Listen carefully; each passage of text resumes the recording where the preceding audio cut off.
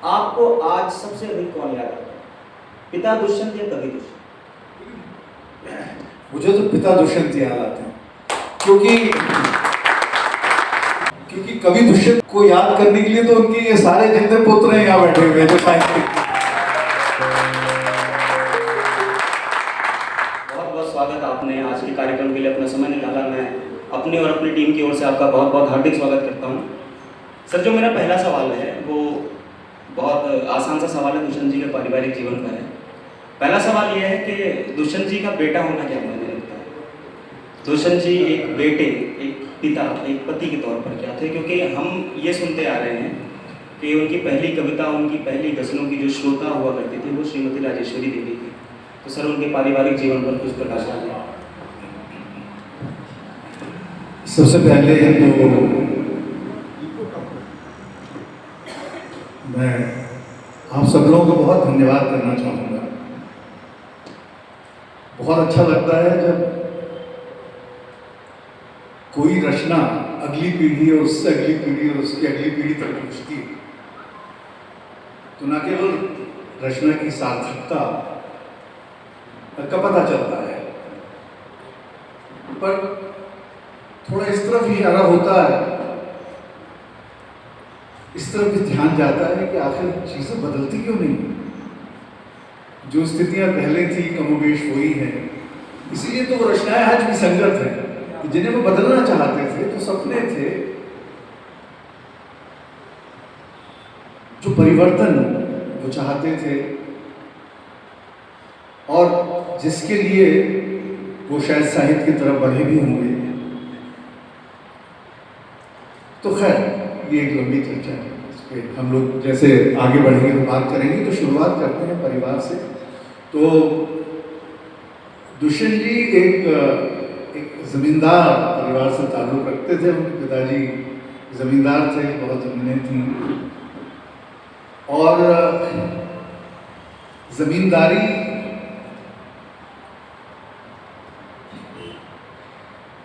का जो दौर था उसके अंदर जो विसंगतियां थी और जो विद्रूपताएं थी वो दुष्यंत जी ने बहुत करीब से देखी थी। तो एक फर्माबरदार बेटा होने के नाते आप पूछ रहे थे कि बेटे के रूप में कैसे थे, तो शायद ये होता कि वो भी एक जमींदार बन जाते, पर वो चूंकि एक विद्रोही किस्म के इंसान शुरू से रहे और चीज़ों को देखने की एक बहुत बारीक नज़र उनके पास थी, तो वो जिस तरह का शोषण होता था, चाहे वो जो रैयत, किसान, तो वो सब चीज़ें वो बहुत बारीकी से देख रहे थे। तो वो वहाँ तक तो एक अच्छे पुत्र थे जहाँ तक व्यक्तिगत मामले थे, जैसे कि उनसे ये कहा गया कि भाई आप फला जगह शादी करो, तो उस समय उनका एक बड़ा रोरिंग अफेयर चल रहा था, तो उस इलाके में बड़ा मशहूर था।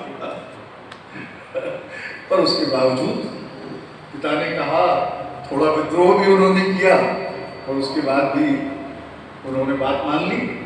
तो आप यदि उस पारंपरिक पैमाने से देखें तो ये कि अपने पिता का कहना मानने वाले पुत्र थे, पर जब बात ये आई कि उन्होंने कहा कि तुम अफसर बन जाओ या खेती संभाल लो, तो दुष्यंत जी ने वो बात नहीं मानी।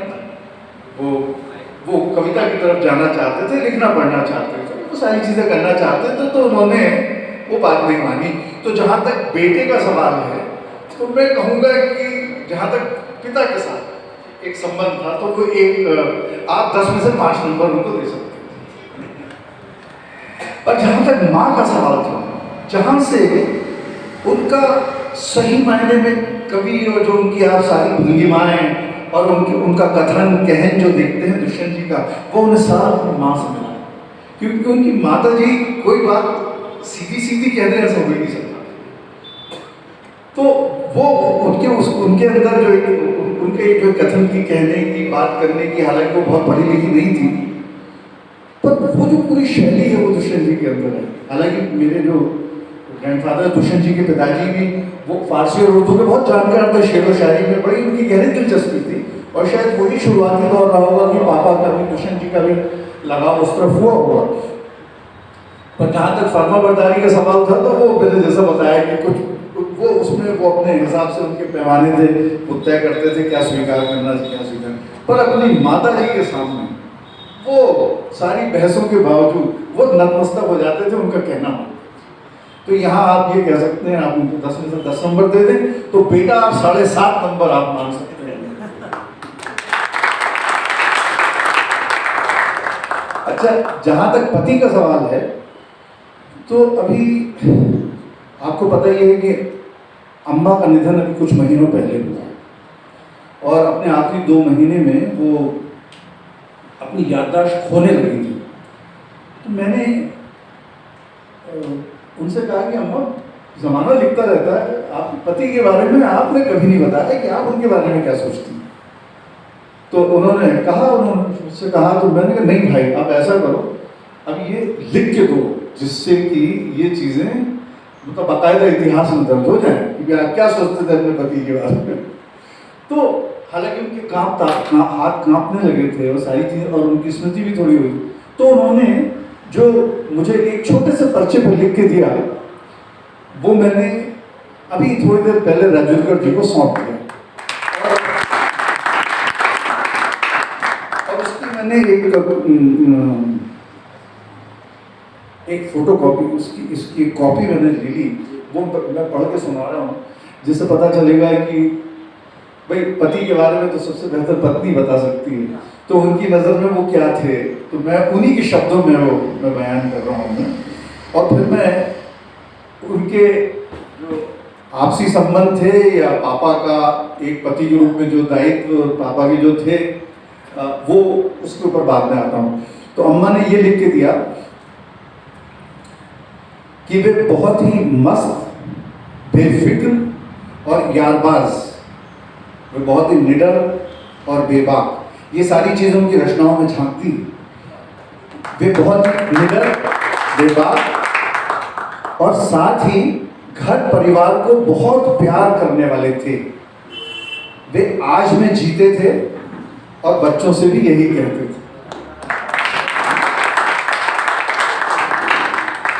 मतलब to live in the present, ये बहुत बड़ी बात ये है। और बाकी कई बार इस पर घर पे चर्चा होती थी, और हम लोगों का जो एक कहें कि जो फैमिली एंथम है, जो उनका ही एक गीत था कि ये चढ़ाई पाँव क्या चढ़ते राजों ने चढ़ी है, कर लिया स्वीकार अब तो पति है ये वाली जो ये उनकी पंक्ति थी, वो एक तरह का हमारा फैमिली एंथम भी था। जब कुछ होता था तो ये जरूर दोहराया जाता था इसके अंदर। जहाँ तक दूसरे ताल्लुक हैं तो भाई वो एक कवि थे, एक शायर थे, और कवि और शायर यहाँ बहुत सारे बैठे हैं, वो थोड़े दिल फेंक तो होते हैं, और दिल फेंक होते हैं तो कुछ वो रूहानी किस्से भी उनके साथ जुड़ जाते हैं। तो वो सारी चीज़ें हुआ करती थी और वो होती थी, और वो दुष्यंत साहब जी के साथ भी जुड़ी हुई थी पूरी की पूरी। तो वो अपनी जगह है। पर आप ये देखिए कि जब इन लोगों का विवाह हुआ तो उसके ठीक अगले दिन उन्होंने एक बड़ी खूबसूरत अम्मा की कविता लिखी। 17-18 साल के रहे होंगे वो, सोचिए आप, मतलब तकरीबन आप में से अधिकांश आप लोगों के साथ के रहे होंगे। और वो उन्होंने अपनी पत्नी के लिए कविता लिखी, और जिस पत्नी को पहले दिन ही ऐसी कविता मिल जाए तो वो अपने पति पे क्यों नहीं मुक्त होगी। तो आप समझ सकते हैं कि वो कितने नंबर देंगे उनको जो है। तो वो कविता की 4-5 पंक्तियां मैं लिख के लाया हूँ, मैं याद तो मुझे नहीं है वो।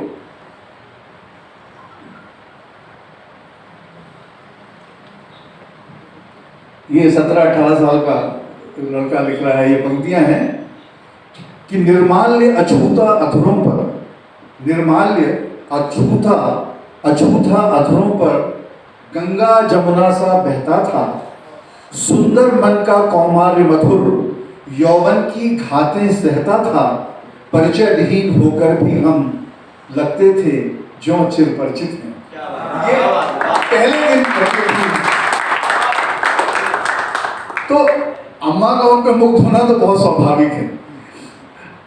वो दौर भी अलग था। आज की लड़की से गंगा जमुना की बात करो तो वो कहेगी कितनी दूषित कविता है, नदियां हैं भाई, आप कैसी बात कर रहे हैं, है ना। पर वो मुग्ध थी, वो कविता की खूबसूरती अपनी जगह।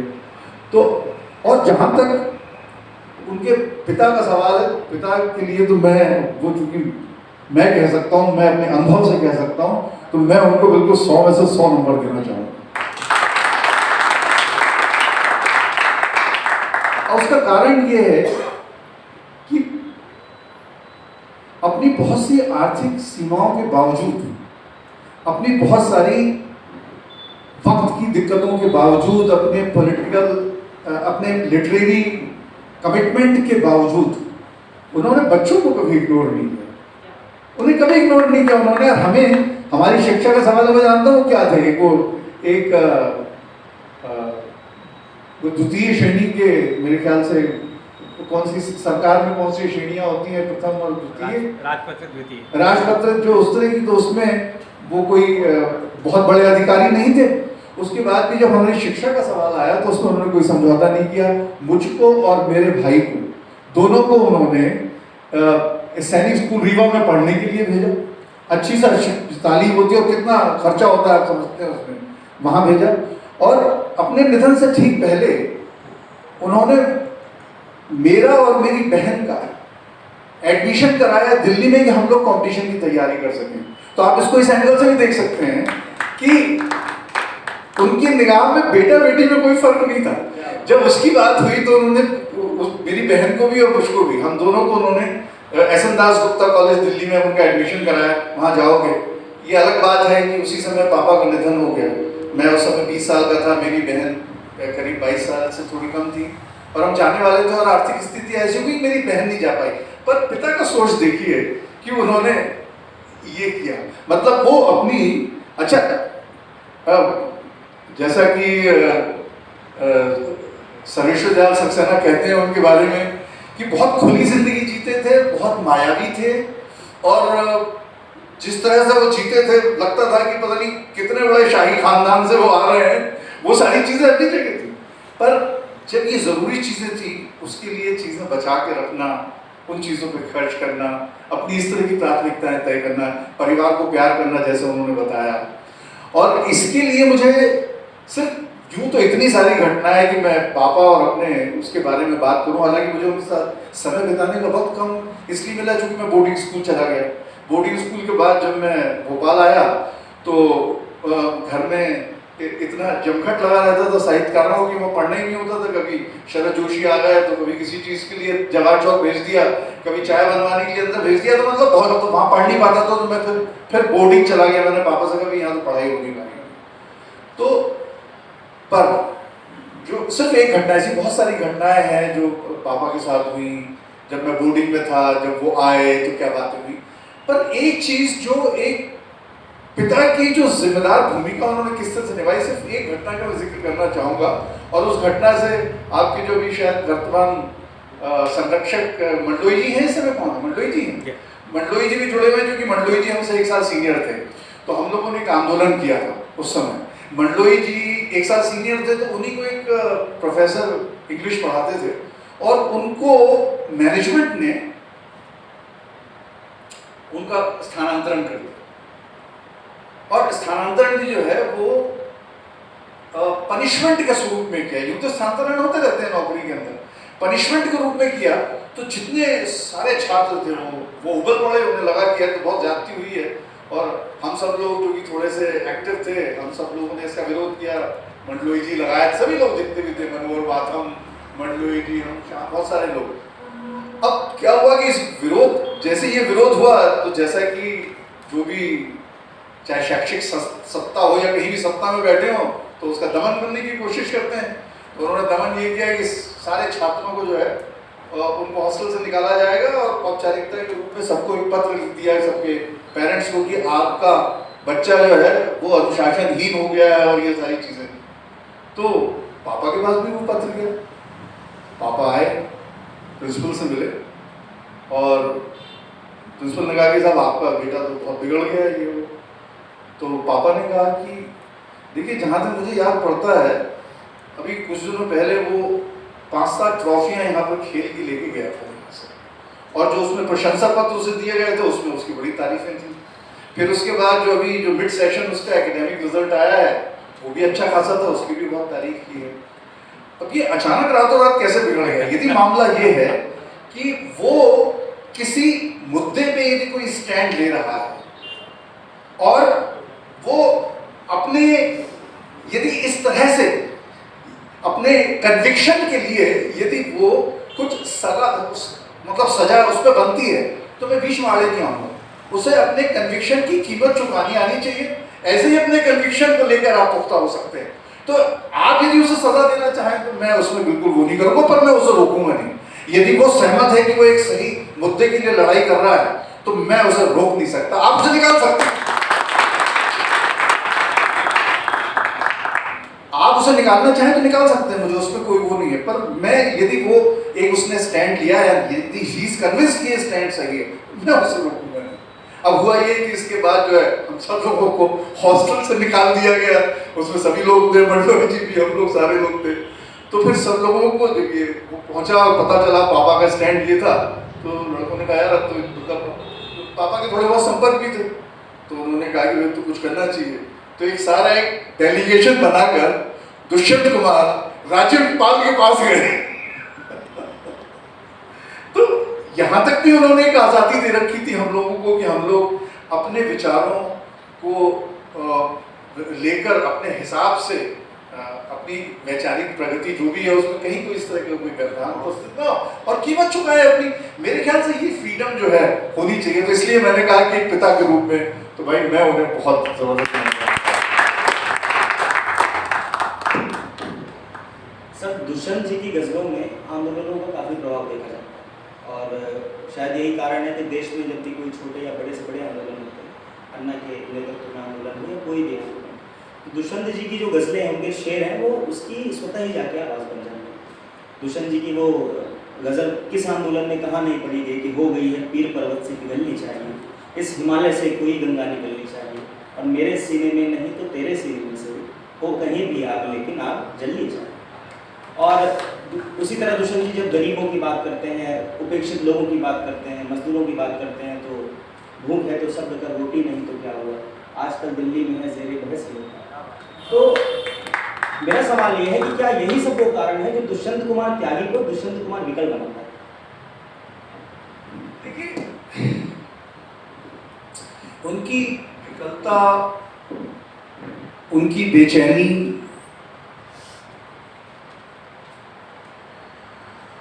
ये आप जिस आंदोलन और जिन गज़लों की बात कर रहे हैं, ये तो देखिए ये इमरजेंसी के दौर के आसपास की बात है, उस पर हम बात करेंगे। पर ये बेचैनी जो है ये शुरू से उनके आप पूरे रचनाक्रम में दिखाई देती है। क्योंकि ये बेचैनी जो है ये ऐसा नहीं है कि किसी आंदोलन की प्रतिक्रिया के स्वरूप है। आंदोलन तो एक जो बहुत सारी जब बेचैनियां, परेशानियां, शोषण, जब सारी चीजें इकट्ठी होती रहती हैं और ये सारी चीजें कड़ाहों में उबलती हैं और उबाल जब आता है उसको हम आंदोलन कहते हैं। तो ये रचनाएं उन आंदोलनों के प्रतिक्रिया स्वरूप नहीं है, जैसा आप कह रहे हैं कि वो आंदोलनों का उन पर असर है। मैं तो बल्कि ये कहूँगा कि वो ये रचनाएं, ये जो भी अच्छी रचनाएं हैं, वो आंदोलनों की पीठिका तैयार करती हैं। मतलब ये अलग बात है कि एक मोड़ पर आकर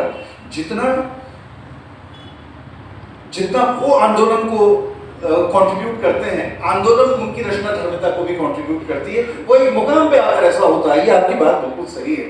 लेकिन जिस बेचैनी की बात कर रहे हैं, वो बेचैनी जो है वो उनकी बहुत शुरुआती बेचैनी है। और आप आंदोलन यदि सीमित सामाजिक राजनीतिक आंदोलन की बात ना करें और यदि आप ये बात करें कि देखिए साहित्य में आंदोलन चलते रहते हैं, तो जब वो उन्होंने अपनी जो शुरुआत की थी, गीतों से शुरुआत की थी, गीतों से फिर वो आए थे नई कविता में। नई कविता के दौर में बड़े आंदोलन चल रहे थे उस समय। उस समय प्रयोगवादियों का था, उससे ठीक पहले छायावाद, उससे पहले तो इस तरह के आंदोलन थे। पर आप देखें कि उन आंदोलनों की जहाँ तक संवेदना के स्तर पे एक असर आपके ऊपर दिखाई देता है। पर जैसे एक शिल्प होता है जो उस समय बहुत चलन में आ जाता है, जो फैशनेबल होता है, इस तरह के फैशन का कभी उनके ऊपर जो है, तो साहित्यिक आंदोलनों का इस तरह से कभी उनके ऊपर प्रभाव नहीं पड़ा। जैसे एक साहित्यिक आंदोलन ये था कि बीच में चला कि साहब छंद जो है वो कविता से निकल जाना चाहिए, ऐसे आलोचकों ने छंद को कविता से निकाल दिया। फिर बाद में छंद की वापसी हुई, तब लोगों ने कहा छंद की वापसी होनी चाहिए। तो ये सब आती जाती रही चीजें, उनके ऊपर इनका कोई प्रभाव नहीं पड़ा। तो उन्होंने इस तरह से आंदोलन को प्रभाव नहीं पड़ा। पर अब हम आते हैं इमरजेंसी के दौर के आसपास, तो वो आप बात बिल्कुल सही कहते हैं कि उन आंदोलनों ने, उन स्थितियों ने, उन परेशानियों ने, और वो जो आम आदमी के ऊपर दबाव थे, उसके जिस तरह से शोषण हो रहे थे, वो जिस तरह से कहीं ज्यादा ही शासित हो रहा था, ये जो सारी चीजें थी उन्होंने उनको निश्चित रूप से आंदोलित किया था। और ये बात भी है कि इन सब दबावों का उनके रचनाकार पे बेहद असर पड़ा हुआ है। और यही कारण है कि वो सारे दबाव जो है, मतलब अदरवाइज वो दिल के इतने पुख्ता आदमी थे, बढ़िया थे, तो उनका दिल जो है उन्होंने सारे दबाव खुद पे मतलब उनके दिल ने झेले, वो कभी किसी के दबाव में नहीं आए, वो अलग बात है। पर इसीलिए शायद 42 साल की उम्र कोई होती नहीं है जाने की, वो चले गए।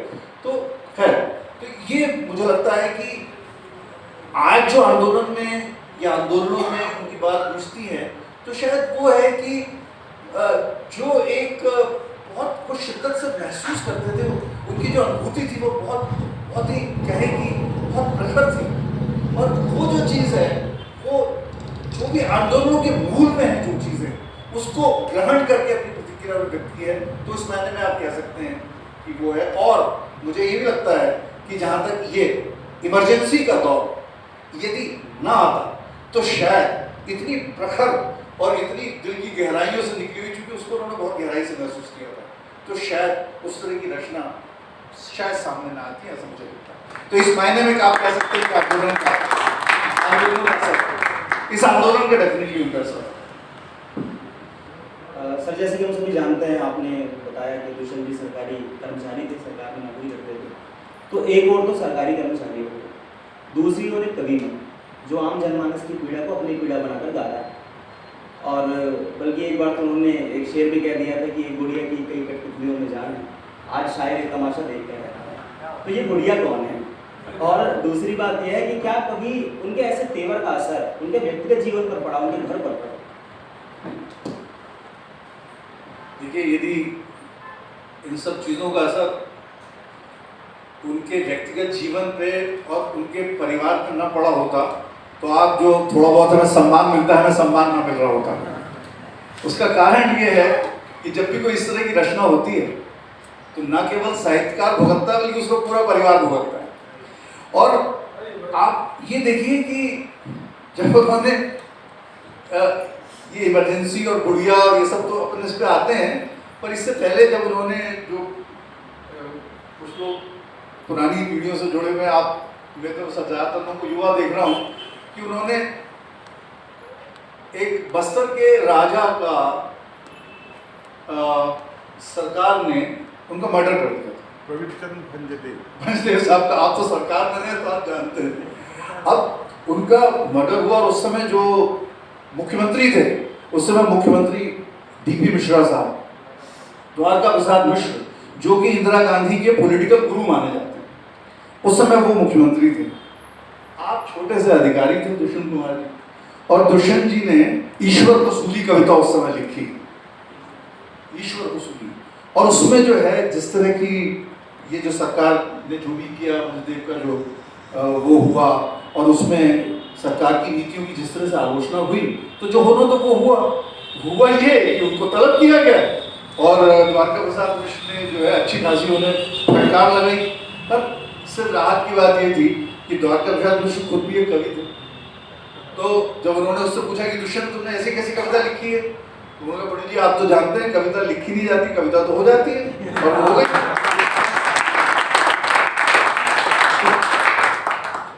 फिर जब वो निकले और बाद में उसमें ये भी कहीं दर्ज है इतिहास में कि ये भी कितने उदार मना लोग होते थे जो सत्ता में बैठे हुए होते थे उस दौर के लोग, कि बाद में डीपी मिश्रा ने कहा कि जब विधानसभा में इतनी गालियां पड़ती हैं, तो ये कवि ने कुछ लिख दिया तो भाई इतना क्यों उसके पीछे पड़ गए तुम लोग। आज कल्पना कर सकते हैं हम लोग ऐसी चीजों की। कि उन्होंने जो है ये कहा कि ठीक है दिया। इसके बाद दूसरी चीज ये हुई कि उन्होंने कविता जो है अपने मंत्री पे लिख डाली, मंत्री की मैना। उसके बाद सस्पेंड हो गए वो। अब सस्पेंड हुए तो लोगों ने सोचा कि यार अब आया हूँ पहाड़ के नीचे, तो अब 1.5 साल जो है वो 1.5 साल सस्पेंड रहे। और उस दौरान उन्होंने जो है एक उपन्यास और एक कविता संग्रह लिख डाला। उन्होंने को बड़ी मुश्किल से समय मिला, सरकारी नौकरी में समय नहीं मिलता, ये समय मिला, आधी तनख्वाह तो मिल रही है सस्पेंशन। और अम्मा भी फॉर्चुनेटली नौकरी में थी, तो वो भी पढ़ाती थी अम्मा, तो उन्होंने कहा आधी तनख्वाह वो और ये राघव की चली रही है, भी ठीक है, सस्पेंड किया। मैं जाके इनसे करपत्र निवेदन करने वाला नहीं हूँ कि मुझे लोग, और मंत्री की जो फजीयत हुई है उसके बाद बता नहीं सकते हो बहुत। फिर बाद में तो खैर वो सत्ता गई, वो सरकार गई, फिर बाल कवि बैरागी आ गए। फिर बाल कवि बैरागी ने एक बार, बाल कवि बैरागी जी ने यही संग्रहालय में बैठ के बताया था कि किस तरह से मैंने दुष्यंत को तलाशा कि यार ये सस्पेंशन के बाद है कहाँ, तो मंत्री बन गए थे बाल कवि बैरागी। फिर उन्हें ढूंढा गया, ढूंढ के बुलवाया गया, भाई ज्वाइन कर लो अब तुम। नहीं तो वो अपने लिखने में मस्त थे और अपनी फसलें उगा रहे थे, ड्यूटी का खेती वेती चल रही थी उनकी। तो ये सब हुआ। और जहाँ तक आप कठपुतली की बात कर रहे हैं, तो ये वाला जो शेर था, ये हुआ ये कि फखरुद्दीन अली अहमद साहब उस समय प्रेसिडेंट थे और ये उस समय लंदन गए हुए थे। तो वहाँ BBC ने उनसे सवाल पूछा कि इमरजेंसी का दौर था, और ये पूछा कि भाई आपके भोपाल का एक शायर है, वो ये पंक्तियाँ लिख रहा है, एक गुड़िया की कई कठपुतलियों में जाने ये वो। तो फखरुद्दीन साहब ने सुना, और जब वो वापस इंडिया आए तो दुष्यंत कुमार की इंक्वायरी आ गई। तो उनसे पूछा कि अब वो, जैसा कि उनके सारे मित्र जानते हैं कि उन्हें, जैसे कहते हैं वो मनमोहन मजारिया जी की बड़ा अच्छा वाक्य, कि बोले दुष्यंत को समस्याएं न्योतने की आदत थी, वो दुश्मनों को न्योता देता था वो पूरा का पूरा। अभी उन्होंने न्योता दे दिया। अब फिर उन्होंने कहा कि अब इससे निकला कैसे जाए। तो जब उनको सवाल आया कि भाई ये जो सवाल इसमें आपने कहा है कि एक बूढ़ा आदमी है मुल्क में, या यूं कहो इस अंधेरी रोशनी, इस अंधेरी कोठरी में एक रोशनदान है, तो बोले किसके लिए बात कही आपने? सबने कहा कि ये तो जयप्रकाश नारायण, चूंकि उस समय आंदोलन को लीड कर रहे थे, संपूर्ण क्रांति का जो आंदोलन था वो जयप्रकाश ही लीड कर रहे थे, और सारे युवा उनके साथ हो गए थे। और जबरदस्त, मतलब उस समय जो भी ज्यादतियां हो रही थी सत्ता के द्वारा आम जनता के ऊपर, तो उसका विरोध करने के लिए सारे लोग खड़े हुए थे वहां पर। स्वागत आपका। तो जब इनसे पूछा गया कि भाई ये कौन है, ये आप जो बात कर रहे हैं कि एक बूढ़ा आदमी है यूं को, तो उन्होंने कहा कि भाई ये तो मैं विनोबा भावे की बात कर रहा हूँ। और सरकारी मुलाजिम थे, तो इस तरह से चीजों से जब आप संकट में फंसते हैं तो निकलने के लिए भी फिर रास्ते ढूंढने पड़ते हैं उनको। तो ये हुआ है कि इस तरह की जो, चाहे वो ईश्वर की सूली कविता हो, चाहे वो मंत्री की मैना हो, चाहे उन्होंने जो पहली कविता है, ऐसा भी नहीं कि उन्होंने छुपा के किया हो, पहली उनकी जो गजल जो छपी थी वो इंदिरा गांधी को ही संबोधित थी उस समय इमरजेंसी के दौरान, कि कहाँ तो तय था चरागा हर एक घर के लिए और कहाँ चराग मैसर नहीं शहर के लिए। ये इंदिरा गांधी की समझ पे पहली इन्होंने मुक्ति उनसे सवाल पूछे थे, बात उठाते हुए कि भाई मतलब किस तरह से एक आम आदमी का जो मोह भंग हो रहा है वो इसलिए हो रहा है कि उसने क्या क्या सोचा था आजादी के बाद, क्या क्या उसके सपने थे, क्या क्या आप लोगों ने वायदे किए थे, वो सारे ध्वस्त पड़े हुए और वो सब शासित हो रहा है, और उसकी जो चीजें जो वो चाहता है उसको कुछ हासिल नहीं हो रही, दिन ब दिन जिंदगी दुश्वार होती चली जा रही है। तो ये जो पूरा मोहभंग और जो चीजें खंडित होती हैं वो उनकी प्रतिक्रिया स्वरूप वो तो लिखते ही थे। तो आपने पूछा है तो क्या उसका खामियाजा उनका व्यक्ति भुगतता था, तो मैंने बताया न केवल उनका व्यक्ति उनकी खामियाजा भुगतता था बल्कि उनका परिवार भी उनकी खामियाजा भुगतता था। जब एक बार इमरजेंसी के दौर में बिल्कुल ये स्थिति बन गई कि उनको उठा के बंद किया जाना था, वो भी क्योंकि बहुत सारे लोग बंद हो गए थे इमरजेंसी में, तो मेरे चचा का ये कथन है, वो भी यहाँ पर पढ़ाते थे, तो उन कथा उनको मुन्नू जी बोलते थे, तो हमीदिया कॉलेज में पढ़ाते थे। तो उन्होंने कहा कि मुन्नू जी लग रहा है कि अब बहुत जल्द ये लोग अंदर कर देंगे मुझे। तो चाचा ने कहा भैया हो, आपको वैसे भी जो है नए नए अनुभव हासिल करने का आपको कुछ ज़्यादा आप नए अनुभव हासिल करते हो, जमाने भर के दुश्मन बनाते हो, तो चलो एक अनुभव ये भी सही। अब ठीक है, वो फॉर्चुनेटली जो है वो निकल गए, बच गए। पर यह है कि उस दौर का यदि आप पूरा साहित्य देखेंगे तो आपको बहुत कम ऐसे लोग मिलेंगे जो बहुत निर्भीक होकर और बहुत बेबाक तरीके से अपनी बात रखी है। और यदि आज दुष्यंत जी को लोग प्यार करते हैं और आप सब लोग पूरी युवा पीढ़ी इतना प्यार कर रही है, तो मेरे ख्याल से उसका जो सबसे बड़ा कारण लगता है, उसकी भाषा अपनी जगह होगी, कथ्य अपनी जगह होगी, पर यह है कि एक कवि ने पूरी ईमानदारी से, पूरी जिम्मेदारी से अपने कवि धर्म को निभाया। और जब भी कोई कवि धर्म को निभाएगा, और इसलिए मैं सारे युवाओं से कहना चाहूंगा कि आपके सामने बहुत परेशानियां आएंगी। आपने गजलों की तरफ, कविताओं की तरफ, साहित्य की तरफ यदि आना तय कर ही लिया है, तो जाहिर है किसी ने आपको धकेला तो है नहीं इस तरफ, आप खुद अपनी इच्छा से आए हैं। तो 2-3 चीजें जरूर होनी चाहिए, इसकी कीमत चुकाने के लिए भी तैयार रहना चाहिए। और जब ऐसे मौके आए, बड़ा साहित्य तब तक नहीं रचा जा सकता क्योंकि देयर नो फ्री लंचेस है। यहाँ कीमत चुकानी पड़ती है, यहाँ आपको बड़ी बड़ी कीमतें चुकानी पड़ेगी। और जब कुछ कीमत दुष्यंत जी ने चुकाई या उनके परिवार ने भी चुकाई तो कोई बड़ी बात नहीं है। तो व्यक्ति को तो कीमत चुकानी पड़ती है।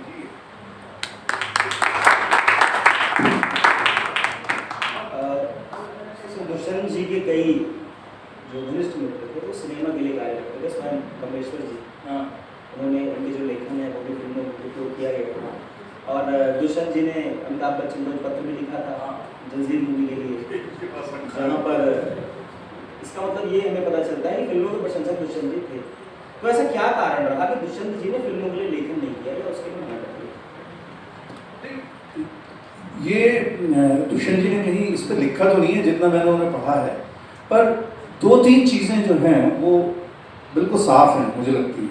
एक तो उस पत्र के हवाला दूंगा जिस पत्र का आपने भी जिक्र किया।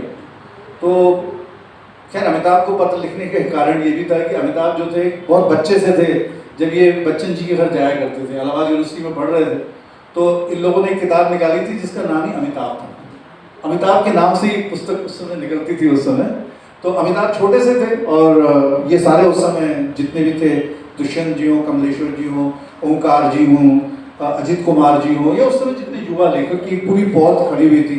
आप यदि इलाहाबाद का उस दौर का यदि पूरा वो समय याद करेंगे तो उस समय जैसे परिमलवादी थे तो ऐसे कुछ नए राइटर्स की पौध भी उभर रही थी, उस समय बड़ी हो रही थी। तो खैर, तो अमिताभ की उन्होंने फिल्म देखी, वो शायद अमिताभ की पहली फिल्म देखी थी उन्होंने। तो अमिताभ की फिल्म देखकर और तुरंत अम्मा के साथ आए थे, मुझे वो याद है कि वो उन्होंने कहा कि यार ये कितना बड़ा हो गया और कितना अच्छा, बोले इसके सामने तो ये मतलब जो जमे जमाए लोग हैं वो भी नहीं टिक रहे हैं, क्या बात है। पर उस लेटर के अंदर एक चीज जो मैं चाहूंगा आपका ध्यान उसकी तरफ, वो ये थी कि उन्होंने लिखा कि एक्टिंग बहुत अच्छी, सारी अच्छी चीजें, पर यहाँ पर मध्यम वर्ग की भावनाओं का जबरदस्त शोषण किया गया है। उस पत्र के अंदर ये मेंशन। तो मतलब ये जो सिनेमा है, सिनेमा का प्रभाव बहुत दूर तक जाता है, पर सिनेमा कितना सकारात्मक भूमिका उस दौर में निभा पा रहा था, तो उसकी एक हल्की सी झलक वहाँ मिलती है। मुझे लगता है कारण यह रहा हो सकता बाद में जब चीज़ें होती तो शायद कभी वो बाद में लिखते। कमलेश्वर जी ने 100 फिल्में लिखी हैं। दुष्यंत जी के बड़े घनिष्ठ मित्र थे राही मासूम रजा, ये कभी एक मंच पे साथ कविता पढ़ा किया करते थे। राही, मासूम रजा, दुष्यंत कुमार, बजाज, ये लोग तीनों बड़े खूबसूरत, नीरज जी, ये सब के सब बड़े खूबसूरत इंसान थे और ये साथ में रचना पाठ करते थे और लोग मुक्त हो जाते थे इन्हें देख कर। मतलब देखने में भी सुंदर और रचना पाठ भी गजब का इनका। तो आप सही कह रहे हैं, राही जी भी थे, राही मासूम रजा थे, कमलेश्वर जी थे, भारती जी थे। वो जाना चाहते तो उनके लिए मुश्किल नहीं होता, पर मेरे ख्याल से उन्हें नहीं लगा होगा कि इस समय उनकी जो सृजनात्मकता है वो किस दिशा में जानी चाहिए, वो साहित्य की तरफ जानी चाहिए या सिनेमा की तरफ जानी चाहिए। उन्होंने अपनी प्राथमिकता तय की होगी, तो मुझे लगता है इसलिए नहीं गए होंगे। मतलब ये एक कयास है जो थोड़ा बहुत मैंने पत्रों से और इस सब से लगाया। मैंने कभी उनका लेख नहीं देखा, क्योंकि एक उनका इंटरव्यू है जो मनोज कुमार का उन्होंने इंटरव्यू लिया था। मनोज भी उनके अच्छे मित्रों में से थे, कमलेश्वर जी के, और उनके कई फिल्मों में संपर्क कमलेश्वर जी की वजह से थी। जैसा मैंने बताया, कमलेश्वर जी ने करीब 100 फिल्में लिखी और वो तो खैर टेलीविजन में भी थे, वो सारे थे, और वो खैर अपना एक लंबा होता। तो मुझे उसके कारण यही लगता है कि मुझे लगता है कि अपनी सर्जना का इस्तेमाल कहाँ बेहतर रहेगा, कहाँ करना चाहिए। नहीं तो मेरे ख्याल से जैसा एक दौर में उन्होंने कहीं लिखा है, यहाँ पर एक उस दौर में एक IAS हुआ करते थे, उन्होंने खासी परेशानियां उनके लिए पैदा कर रखी थी। तो वो एक जगह रामावतार त्यागी जी लिखते हैं कि उन्होंने बोले दुष्यंत ने मन बना लिया था कि वो अब ये नौकरी वोकरी छोड़ेगा। तो मुझे लगता है कि वो नौकरी छोड़ते तो फिर जरूर पापी पेट के लिए फिर फिल्मों की तरफ जाते। फिर वो कहीं ना कहीं बच्चों को, 3 बच्चों को यदि पालना है तो 3 बच्चों को पालने के लिए वो कुछ तो करते हैं।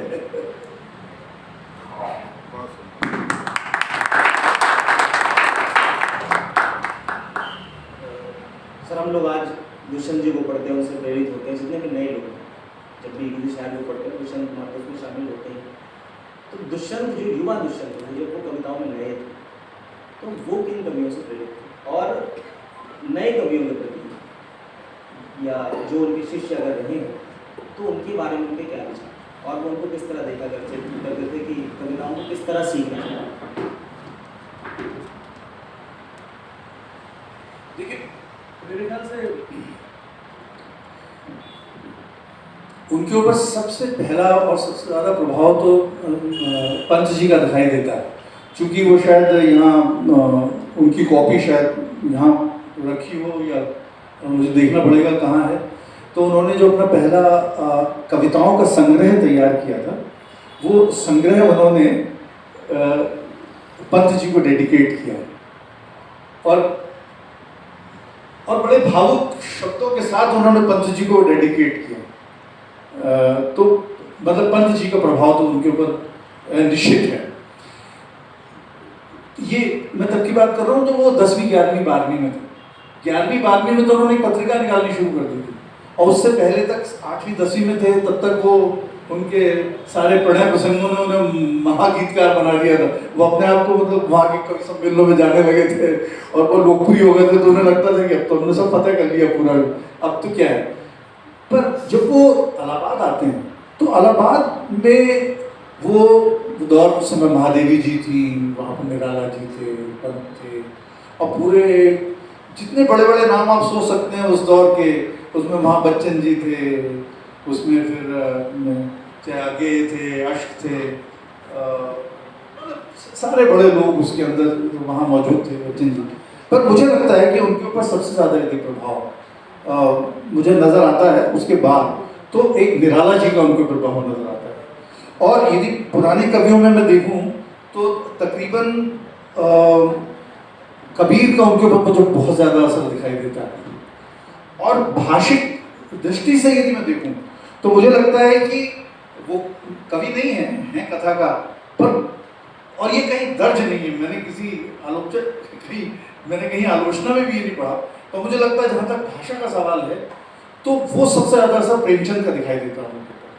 कारण ये है कि मैं दुष्यंत जी की एक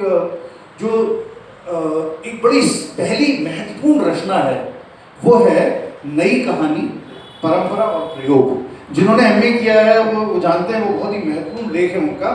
और नई कहानी को नई कहानी का नाम ही वहाँ से मिलता है, तब तक नई कहानी के आलोचक पैदा नहीं हुए थे। और जो आलोचक प्रवर हैं डॉक्टर नामवर सिंह, वो भी तब तक कथा संसार में नहीं आए थे, वो भी तब तक कथा के आलोचक नहीं बने थे। उससे पहले जो ये पहला लेख है नई कहानी, और जिसके अंदर जितने उस दौर के कथाकार हैं, पुराने भी कथाकार हैं, सबको एक एक करके दुष्यंत जी ने सबकी कथा की बाकायदा, उनकी कथा लेखन की बाकायदा शल्य क्रिया उसको करके और एग्जामिन करके बताया है कि जो उस दौर की कविता है, तत्कालीन कहानी जो है वो नई कहानी क्यों है, नई कहानी के अवयव और तत्व क्या है, वो सारी चीजें बताते हैं। तो उसके अंदर उन्होंने एक जगह लिखा है कि प्रेमचंद जब कथा संसार में आते हैं, और ये सब बड़ी महत्वपूर्ण बात है सुनिए आप लोग, और मुझे बड़ा अच्छा लगता है कि जो आपके आयोजक हैं वो उर्दू को इतनी तवज्जो दे रहे हैं। वो कहते हैं कि प्रेमचंद आते हैं और जिससे पूरा कथा संसार का पूरी शक्ल बदल जाती है, तो वो अपने साथ, वो उर्दू से आते हैं तो उर्दू को अपने साथ लेके आते हैं। और उर्दू की जो सादगी है और जो उसकी रवानगी है, जो उसका प्रवाह है, वो उसको भी साथ लेके आते हैं। और जब उर्दू को इस तरह से लेके आते हैं तो उर्दू से एक दम और जो बल और जो ओज मिलता है, वो ओज जो है उसकी वजह से सारी रचनाओं में आता है। तो ये प्रभाव जो है, जब दुष्यंत जी जब गजलों की तरफ आते हैं, कि अब तक आप देखेंगे तो दुष्यंत जी की भाषा ऐसी क्यों है कि जो हिंदी और उर्दू दोनों मिली जुली भाषा है, तो वो प्रांजल हिंदी नहीं है।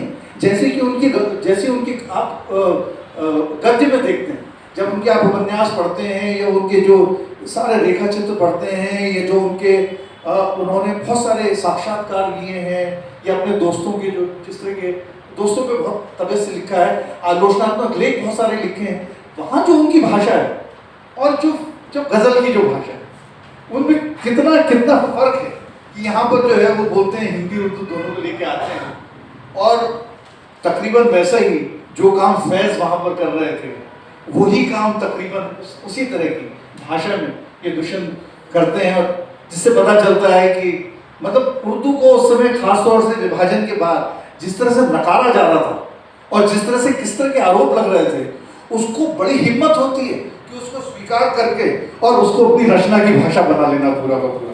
ये हिम्मत कुछ और ये हिम्मत आप सब लोग दिखा रहे हैं, मुझे बहुत अच्छा लग रहा है। इसलिए मुझे लग रहा है कि समाज का मुस्तकबिल जो है बहुत रोशन है।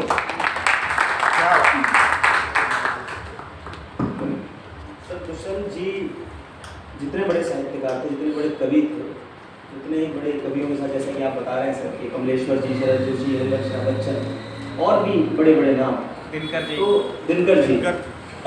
उनसे जुड़े हुए सर कुछ किस्से हों तो सर हमारे साथ आप साझा करें। बड़े रोचक किस्से हैं, कुछ लोगों ने पहले से सुन रखे हैं, बड़े मजे के किस्से हैं। मैं कोशिश ये करूंगा कि जो कम चर्चित किस्से हैं, दो एक वो सुनाता हूँ मैं, वो किस्से हैं। तो एक किस्सा तो बड़ा मजेदार है, वो शरद जोशी जी से जुड़ा हुआ किस्सा है, और वो यूँ था कि शरद जोशी और दुष्यंत कुमार के बीच बड़ी नोकझोंक चला करती थी, और इसका जिक्र जो है वो डॉक्टर धनंजय वर्मा ने कई कार्यक्रमों में किया है, जो यही दुष्यंत संग्रहालय में हुए हैं, जिनपे एक कार्यक्रम था खुदूत से नुमाया होता दुष्यंत। तो उसमें उन्होंने बहुत इनकी जो खींचातान होती रहती थी, एक कभी शरद जोशी को छेड़ देते थे, कभी ये शरद जोशी को छेड़ देते थे, तो कभी ये कहते थे कि शरद तूने मतलब बाकी सब तो कूड़ा लिखा है यार, ये अंधों का हाथी तूने अच्छा लिखा है। ऐसी शरद जोशी कहते थे तू क्या बकवास कर रहा है, तेरे लिए तो साहित्य का मतलब ये है कि मैं जो तेरे दोस्तों ने लिखा वही साहित्य, बाकी कुछ साहित्य नहीं। तो इस तरह की इनके बीच में ऐसी खींचातानी चलती रहती थी ऊपर।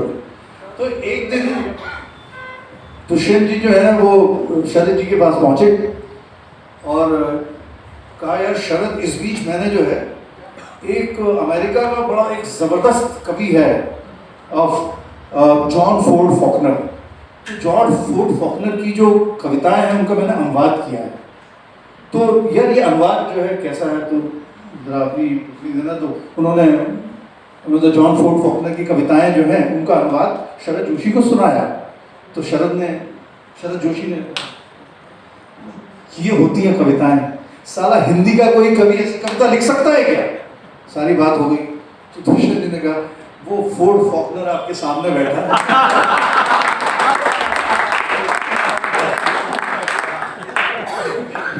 तो ये इस तरह की चीजें चला करती थी। ऐसे ही ऐसे ही वो दिनकर जी के साथ ये किस्सा हुआ है। अब दिनकर जी राष्ट्रकवि थे, बिजी थे, और दुष्यंत जी ने जब अपना उनका जो पहला काव्य संग्रह आया था सूर्य का स्वागत, ये 1957 में आया था।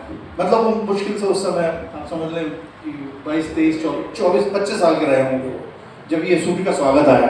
और आते ही जो है बड़ा मतलब बहुत लोकप्रिय हुआ, लोगों ने बहुत उसकी तारीफ की। सूर्य का स्वागत तकरीबन लोग कहते हैं जैसे इंग्लिश पोइट्री में जैसे बायरन को रातों रात सफलता मिली थी और वो लोकप्रिय हो गए थे, लॉर्ड बायरन, बोले तकरीबन वैसी प्रसिद्धि जो है वो दुष्यंत कुमार को सूर्य का स्वागत जो है जैसी आया लिखी।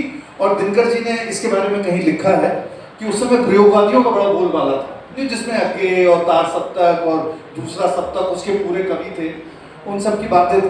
तो प्रयोगवादियों का थोड़ा सा बड़ा थोड़े वो एब्स्ट्रैक्ट होते जा रहे थे, जो समाज की समस्याएं थी उससे कटते चले जा रहे थे, और उसमें मोहभंग की ज़्यादा स्थितियां थी।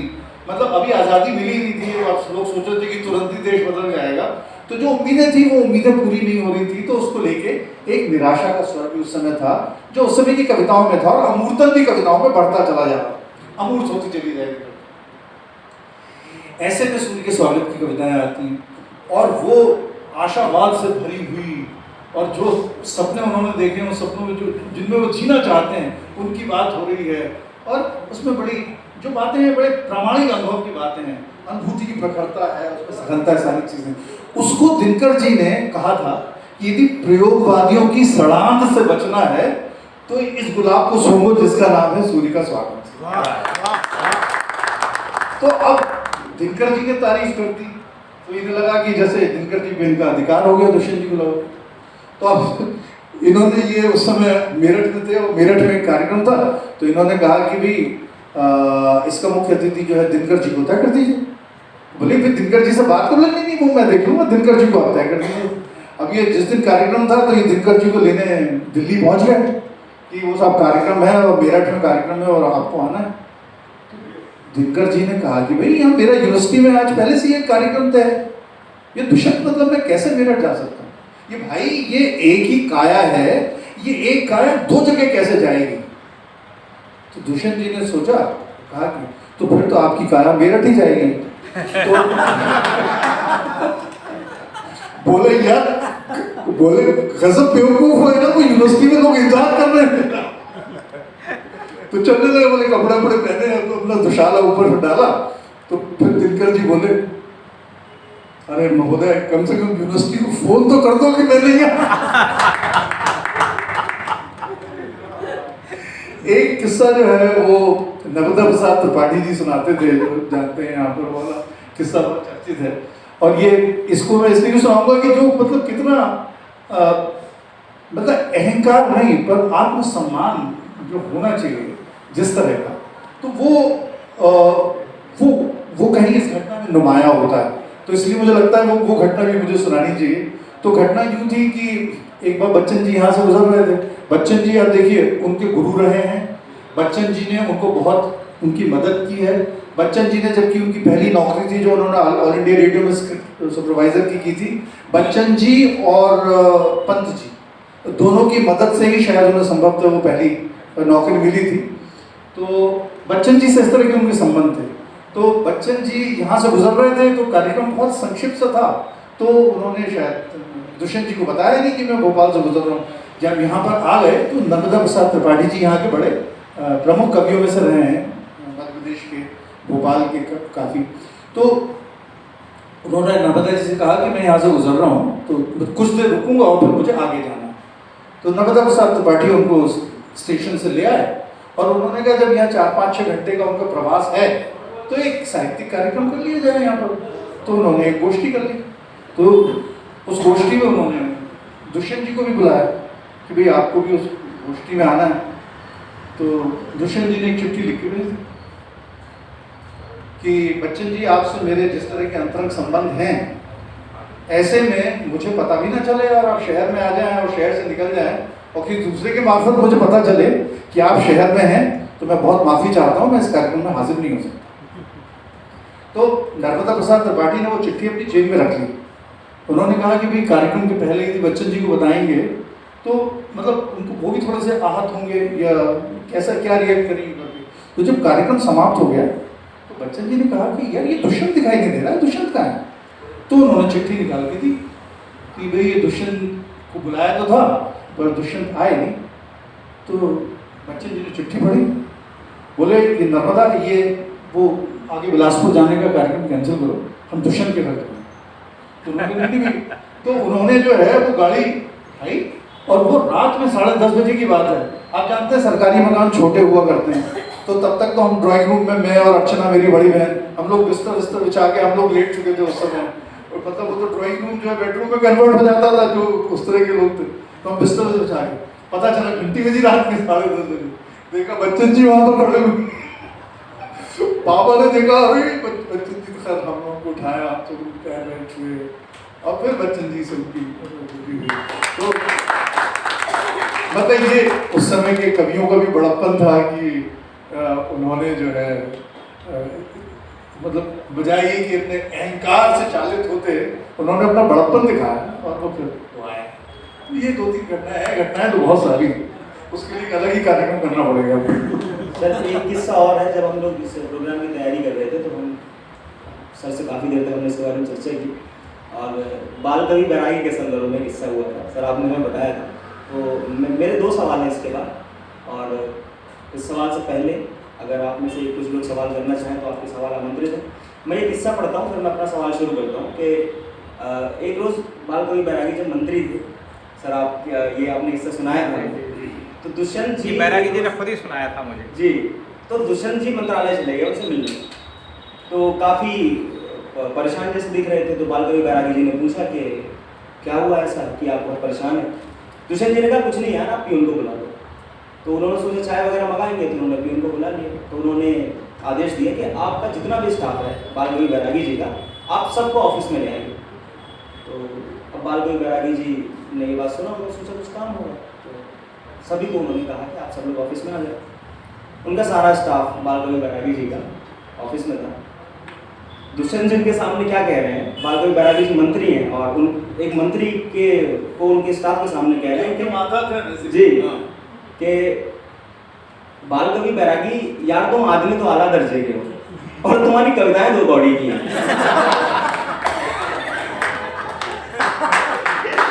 अब बाल कवि बैरागी परेशान, सबके जानने के बाद कि यार मैं मंत्री हूँ और तुमने मेरी बड़ी बेइज्जती कर दी, मेरे स्टाफ के सामने मेरी बेइज्जती कर दी। तो दुष्यंत जी ने कहा नहीं, परेशान होने वाली बात नहीं है। क्या है, मैं जब आता था ना तो ये लोग मेरे को भाव नहीं देते। कम से कम कल से आऊंगा तो मेरे को सलामी मारेंगे।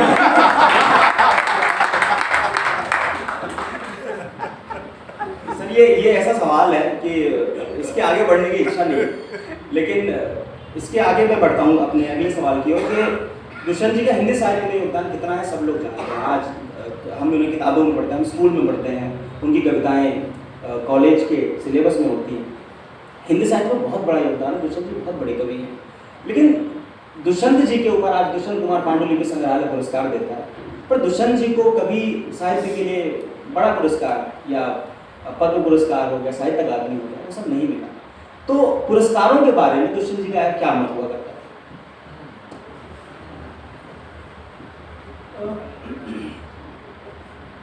देखिए इस पे दुष्यंत जी ने लिखा है बाकायदा, और वो सामने आता है जब उन्होंने भोपाल में एक बहस चलाई थी कि सत्ता और साहित्य का क्या रिश्ता होना चाहिए। और ये बड़ी महत्वपूर्ण बात है क्योंकि सारे युवा रचनाकार बैठे हैं, इसलिए मैं ये बात करूँगा कि और ये बहस बड़ी जोरदार चली थी उस समय। और इसकी एक पृष्ठभूमि भी थी, और पृष्ठभूमि को आपने मुझे याद दिला दी अभी जो आपने बताया ना बाल कवि बैरागी जी वाला, यार तुम आदमी तो अच्छे हो पर तुम्हारी कविताएं 2 कौड़ी की हैं। यही दुष्यंत जी ने एक यहाँ के एक उस समय एक IAS थे जो यहाँ की कला और संस्कृति के नियामक भी थे, और उन्होंने जो है वो उस दौर के एक मुख्यमंत्री को इतना संवेदनशील और इतना कला का पुजारी बना दिया कि फिर सारे निर्णय यही किया करते थे, साहित्य के जितने भी निर्णय थे। तो पुरस्कार किसे मिलना है, क्या होना है, कैसे होना है, वो सारी चीज़ें वो किया करते थे। अब वो जब शुरू में आए थे भोपाल, वो IAS महोदय जब बन के आए थे तो कुछ कविताएं उन्होंने लिखी थी। और जब दुष्यंत, जाहिर है कि दुष्यंत थोड़े स्थापित कवि थे, तो जब शुरू में IAS बन के यहाँ पर आए तो वो दुष्यंत से मिले और सारी बड़ी आदमी बातें। कुछ दिनों बाद ऐसी बात हुई तो अब जैसा पापा को संकट और दुश्मन न्योतने की बड़ी आदत थी, दोनों को बड़े न्योत लेते थे वो। तो उन्होंने उनसे कहा कि यार, मैं नाम नहीं लूँगा उनका, कि उन्होंने कहा यार दोस्त ऐसा है कि तुम्हारी आलोचना तो अच्छी है पर कभी तुम 2 कौड़ी की हो। अब आप सोचो कि एक IAS जो कि उस समय सारी मतलब आप पूरी कला संस्कृति का पूरा वो जब वो नियामक हो जाएगा तो आप क्या सोचते हैं कि जिसके हाथ में ये सब चीज़ें होंगी होगा? तो उन्होंने बहुत साफ शब्दों में ये कहा है कि मैं पुरस्कारों के, अभिनंदनों के, इन सब के मैं खिलाफ हूं। साफ शब्दों में उन्होंने कहा है। और क्यों इसके खिलाफ हूं? और बोले इधर जो है मैं ये प्रवृत्ति देख रहा हूँ लोगों की कि वो चाहते हैं कि जितने समाज के प्रभावशाली लोग हैं वो साहित्यकारों को, रचनाकारों को, कवियों को ज़्यादा तवज्जो दें। भाई आपको क्यों तवज्जो दें? आपके अंदर ऐसे कौन से सुर्खाब के पर लगे हुए हैं? आप जो है, आपके हाथ में भाषा है, आपके हाथ में कलम है, जिस कलम का आप इस्तेमाल करते हैं, जिसको आपको महामानव बना देते हैं, जिसको चाहे दानव बना देते हैं। आप अपने जितने अहंकार, स्फीत अहंकार, उसको आप करते रहते हैं। ये सब चीज़ें आप कर रहे हैं, तो आप ये उम्मीद क्यों करते हैं कि आपको कोई विशेष स्थान दिया जाए? और जब भी आप किसी से आप पुरस्कार लेंगे, खासतौर से पुरस्कार कौन देता है? सरकार देती है। एक तरफ आप जो है सरकार की आलोचना करेंगे और दूसरी तरफ सरकार से उम्मीद करेंगे कि वो आपको पुरस्कृत करे। तो जो सरकार की आलोचना कर रहा है और फिर वो पुरस्कारों की उम्मीद भी करे, तो ये कितना इसके अंदर विरोधाभास है, पहली बात। दूसरी बात ये है कि यदि साहित्यकार पुरस्कार लेता है तो वो शासन का एहसान अपनी पीठ पर लेता है। और यदि आप एहसान किसी का लेंगे तो उस एहसान के बाद अपने दायित्व को कैसे निभा पाएंगे? क्योंकि जो सत्ता में रहते हैं उनकी, सत्ता में रहने वालों की प्राथमिकताएं, उनका सोच, उनका व्यवहार बिल्कुल अलग होता है।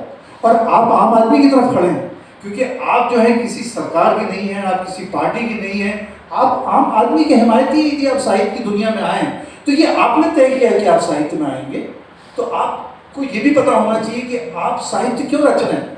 आप साहित्य किसी के कहने से नहीं रच रहे, आप इसलिए रच रहे हैं क्योंकि आपके अंदर जो जब चीज़ें, आपकी जो संवेदना है वो आपको इस हद तक धकेलती है कि, और आपकी जो अनुभूति है वो आपको मजबूर करती है कि आप अपने को अभिव्यक्त करें। तो आप अभिव्यक्ति की पीड़ा से निजात पाने के लिए लिख रहे हैं, तो आप किसी पे एहसान नहीं कर रहे, तो आप किसी पुरस्कार, किसी अभिनंदन की उम्मीद ना करें और एहसान तो बिल्कुल ना लें। सीधी सी बात, एक बात। दूसरी बात और महत्वपूर्ण बात यह है कि इस तरह से एक जो वर्ग है, लेखक का या कवि का जो वर्ग है, वो दूसरे वर्गों से थोड़ा सा अलग हो जाता है। मतलब एक प्रोफेसर यदि अच्छा काम कर रहा है, एक क्लर्क अच्छा काम कर रहा है, वकील अच्छा काम कर रहा है, तो भाई उसे क्यों नहीं पुरस्कृत होना चाहिए? एक क्लर्क जो 25 साल अपनी जिंदगी जो है किसी फाइल में दूसरों की, समाज के हित के लिए लगा रहा है, उसे क्यों नहीं पुरस्कृत होना चाहिए? एक साहित्यकार को पुरस्कृत होना क्यों चाहिए? क्या सुर्खाब के पर लगे हुए भाई? तो एक कारण उसका ये भी था, तो मैं व्यक्तिगत रूप से पुरस्कारों के खिलाफ हूँ, अभिनंदनों के भी खिलाफ हूँ। मैं राजोकर जी से माफी चाहूंगा क्योंकि उन्होंने दुष्यंत अलंकरण स्थापित कर रखा है, तो दुष्यंत अलंकरण पर ये दुष्यंत जी के जाने के बाद की चीज है। दुष्यंत जी जीते नहीं, ना पुरस्कार लेते, ना स्वीकार करते, पर उनके जाने के बाद यदि जो भी जिन मूल्यों के लिए, जिन मान मूल्यों के लिए, जिन सपनों के लिए, जिन बातों के लिए खड़े हुए थे, यदि उनको रेखांकित करने के लिए कोई संस्था आती है या कोई अलंकार या कोई अलंकरण इस तरह का होता है, तो उसका स्वागत किया जाना चाहिए, जैसे आप सेलिब्रेट करते हैं। पर वो भूलते हैं, वो सारे पुरस्कारों के और अभिनंदनों के इन सब के खिलाफ थे। और आप ये देखें, ये नोट करने वाली चीज है कि जिन सरकारों की उन्होंने आलोचना की, बाद में उन्हीं सरकारों ने उनके नाम पे जो दुष्यंत कुमार मार्ग है वो बनाया, उन्हीं सरकारों ने जो है बाद में उनके नाम के डाक टिकट जारी किया। हो सकता है कि वो जैसे कि दुष्यंत जी कहते हैं कि अमूमन ये होता है कि जब आदमी के पैर कब्र में लटकने लगते हैं तभी ये लोग जागते हैं और ये सम्मान करने लगते हैं। तो कब्र में पांव लटकने से पहले वो चल दी, तो इसलिए जो है वो बाद में होता तो कहते हो।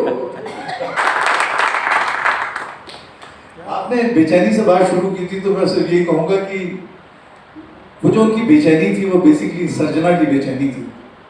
वो बेचैनी थी बेसिकली बदलाव की बेचैनी थी। वो बेचैनी ये थी कि वो चाहते थे कि रात में चिंगारियां दिखाई दें। वो बेचैनी ये थी कि लोगों के हाथ में उनकी कविता एक मशाल बन के समाज को आगे रोशनी दिखाए। तो मैं आज ये देख रहा हूँ कि कई हाथों में वो मशाल मुझे दिखाई दे रही है।